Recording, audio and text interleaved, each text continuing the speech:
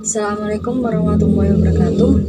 Saya Silvi Minati Al-Afiyah, nomor absen 11. Di sini saya akan mempresentasikan tugas TS Teknologi Pembelajaran Pendidikan Agama Islam yang berjudul Pengelolaan atau Managing Proses dan Sumber Belajar pada Pendidikan Agama Islam. Yang pertama yaitu pengertian sumber belajar. Sumber belajar merupakan informasi yang disajikan dan disimpan dalam berbagai bentuk media yang dapat membantu siswa dalam belajar sebagai perwujudan dari kurikulum.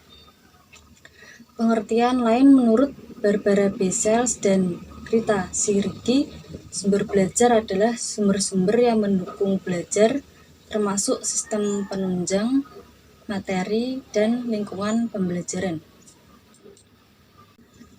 Sumber belajar tersebut diklasifikasikan ke dalam beberapa kelompok, yaitu yang pertama sumber belajar tercetak. Contohnya buku, jurnal, majalah, koran, poster, ensiklopedi, dan kamus. Yang kedua, sumber belajar non-cetak seperti film, slide, video, transparansi, dan model. Ketiga, sumber belajar yang berbentuk fasilitas, yaitu perpustakaan, ruang belajar, studio, lapangan olahraga. Yang keempat, sumber belajar berupa kegiatan, yaitu wawancara, kerja kelompok, observasi, dan simulasi. Yang terakhir yaitu sumber belajar berupa lingkungan di masyarakat. Contohnya pabrik, pasar, dan museum.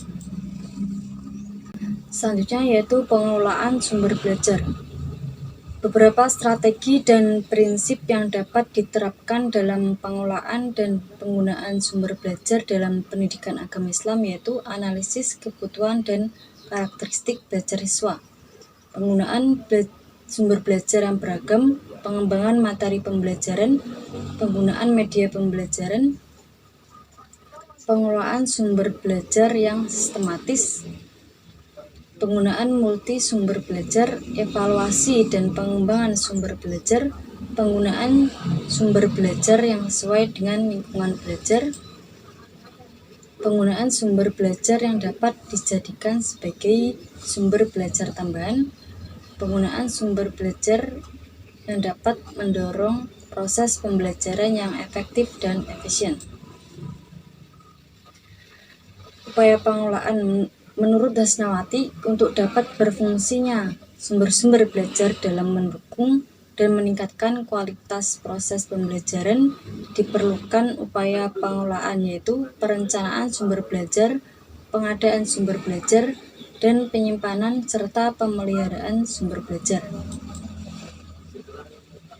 Pengelolaan sumber belajar pada pembelajaran pendidikan agama Islam sebagai berikut, yaitu guru memperhatikan kurikulum dan mengacu terhadap kurikulum yang telah ditetapkan, menganalisis standar kompetensi dan kompetensi dasar dengan cara menyesuaikan dengan kebutuhan dan tingkat pemahaman siswa, menyusun bahan ajar agar lebih menarik, menyusun materi pokok dengan menggunakan buku penunjang yang relevan, menentukan judul buku sesuai dengan standar kompetensi, memberikan ilustrasi, gambar, tabel, dan diagram untuk memudahkan pemahaman siswa. Oke, sekian presentasi singkat dari saya. Terima kasih atas perhatiannya dan kurang lebihnya mohon maaf.